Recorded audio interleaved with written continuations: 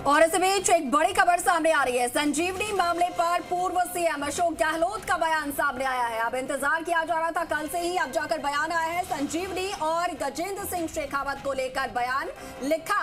संजीवनी प्रकरण को लेकर केंद्रीय मंत्री गजेंद्र सिंह शेखावत द्वारा दायर एक मुकदमे में हाईकोर्ट का फैसला वर्तमान में अदालत के सामने एसओजी द्वारा रखे गए तथ्यों के आधार पर आया है। तो राज्य में सत्ता परिवर्तन के बाद एसओजी ने हाईकोर्ट में यू टर्न ले लिया। गहलोत ने कहा इस केस के जांच अधिकारी को भी हटा दिया गया और भाजपा सरकार द्वारा नामित सरकारी वकीलों ने भी केंद्रीय मंत्री का ही पक्ष लिया। इस सब के बावजूद हाईकोर्ट ने मंत्री जी की याचिका के अनुरूप एफआईआर को रद्द नहीं किया। तो हाईकोर्ट ने कहा कि ट्रायल कोर्ट की इजाजत लेकर आगे कार्रवाई की जा सकती है।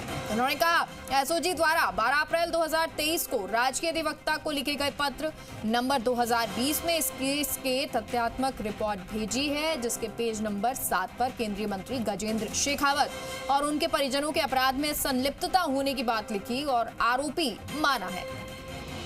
तो साथ ही गहलोत ने कहा कि इस रिपोर्ट में लिखा गया है कि जिन कंपनियों की संलिप्तता संजीवनी घोटाले में है, उनसे गजेंद्र सिंह शेखावत का सीधा संबंध है।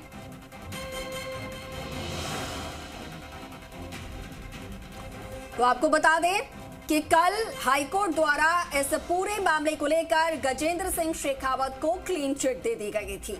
उसके बाद से लगातार गहलोत के रिएक्शन का इंतजार किया जा रहा था कि इस पूरे मामले में अशोक गहलोत क्या कहते हैं, क्योंकि जब अशोक गहलोत की सरकार थी इस पूरे मामले को लेकर लगातार वो शेखावत पर निशाना साधते नजर आए थे।